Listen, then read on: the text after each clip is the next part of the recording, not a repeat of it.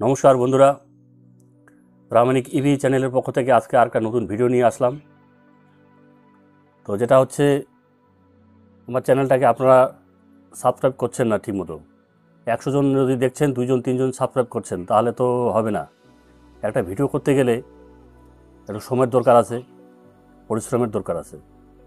তো আপনারা সবাই একটু চ্যানেলটাকে সাবস্ক্রাইব করবেন, তত আমার চ্যানেলটা গ্রো হবে এবং নতুন নতুন আপনাদের জন্য জানার বা শেখার কিছু নতুন নতুন ভিডিও নিয়ে আসবো আপনাদের জন্য।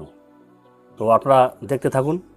এই যে এখানে দেখতে পাচ্ছেন, মেদিনীপুর তমলুক থেকে একটা ব্যাটারি আজকে আসলো এই কিছুক্ষণ আগে। একটা কুরিয়ার সার্ভিস হচ্ছে এক্সপ্রেস 20। তো ওই দাদা এই ব্যাটারিটা আমাকে পাঠিয়েছে তমলুক থেকে। আপনারা সরাসরি দেখছেন। তো এটার সমস্যাটা কি? তবে এই ব্যাটারিটা উনি আমাকে দেওয়ার আগে এক ফিটারের কাছে দিয়েছিল।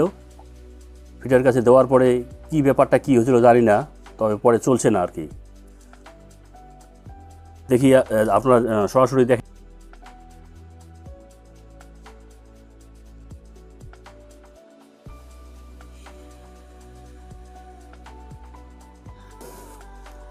তো বন্ধুরা এখানে দেখেন, এর আগে একটা তমলুক থেকে এরকমই ব্যাটারি আসছিল হিরো ইলেকট্রিকের। ওটা রিপেয়ার অলরেডি হয়ে গেছে। তো এটা হচ্ছে আপনার হিরো ইলেকট্রিকের ব্যাটারি। এটার হচ্ছে 48 ভোল্ট। অ্যাম্পিয়ার তো কিছু লেখা নাই, আচ্ছা যাই হোক, খুললে বোঝা যাবে কত অ্যাম্পিয়ার আছে ব্যাটারিটা। আচ্ছা, আগে আপনাদের সামনে ভোল্টেজটা, মেইন যে ভোল্টেজটা আমি চেক করি আগে। মেইন আউটপুট ভোল্টেজ আসতেছে 50.1 ভোল্ট।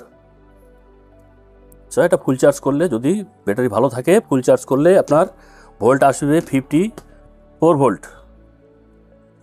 যদি 13 সিরিজের ব্যাটারি হয়, আর 14 সিরিজ হলে 57 ভোল্ট আসবে, হায়ার কাট অফ।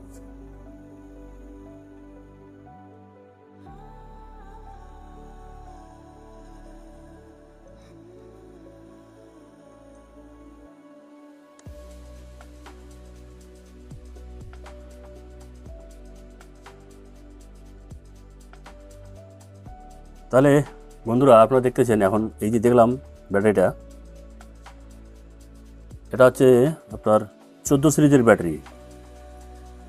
সেটা 48 ভোল্টেই আমরা বলবো, কিন্তু সাধারণত আমরা লিথিয়াম আয়নে যেটা আছে 3.7 ভোল্ট দিয়ে যদি 13 সিরিজ বানাই, সেটা 48 ভোল্ট হয়, কিন্তু এটা একটা সিরিজ বেশি করানো আছে। যাই হোক, এটার হায়ার কাট অফ আসবে যখন ফুল চার্জ হবে এই ব্যাটারিটা, এর হায়ার কাট অফ আসবে 57 ভোল্ট।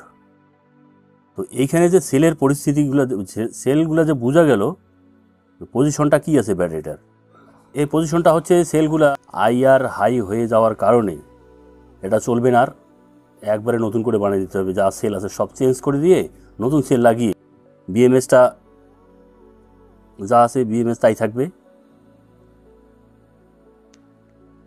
নতুন সেল লাগিয়ে এটা নতুন করে বানাইতে হবে।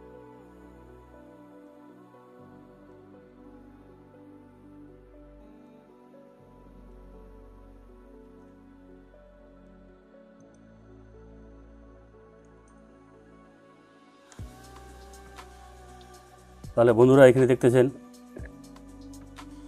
ব্যালেন্সার লাগিয়ে আমি যেটা সেলটা ব্যালেন্সার লাগিয়ে টেস্ট করতেছি এখন। এখানে বোঝা যাচ্ছে 3-4টা সিরিজ পুরো ডিস্টার্ব আছে, এরপরে ব্যাটারিটা আনব্যালেন্সও আছে।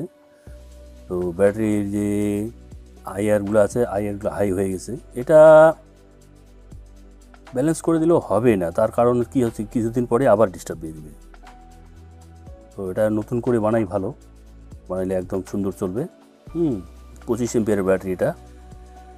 তো বন্ধুরা আপনারা দেখতেছেন প্রামাণিক ইভি চ্যানেল থেকে আমাকে সরাসরি। তো আপনারা আপনাদের যে কোনো ইলেকট্রিক স্কুটি বা ইলেকট্রিক বাইকের যে কোনো সমস্যা রিপেয়ার করবেন বা নতুন স্ক্রিনে দেওয়া নাম্বারে আমাকে ফোন করতে পারেন, এবং কিছু জানার থাকলে কমেন্টে আপনারা জানাতে পারেন। এরপরে আপনার ইনভার্টারের ব্যাটারি, টোটোর ব্যাটারি, টোটোর প্রিসমেটিক সেল দিয়ে যেটা আছে ফসফেট ব্যাটারি, সেটাও এখানে কাজ করা হয়।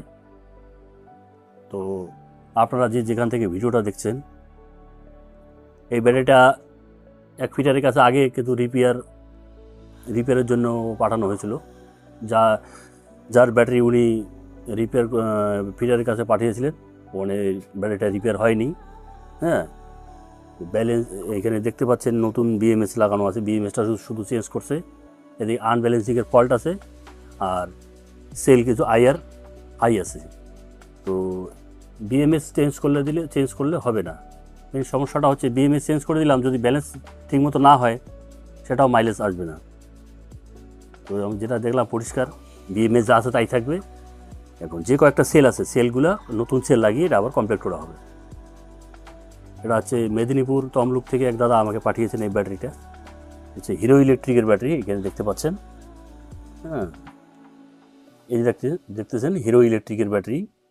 এটা বানালে মোটামুটি 60 থেকে 70 কিলোমিটার আরও মাইলেজ পাওয়া যাবে। 2 বছর ওয়ারেন্টি হবে।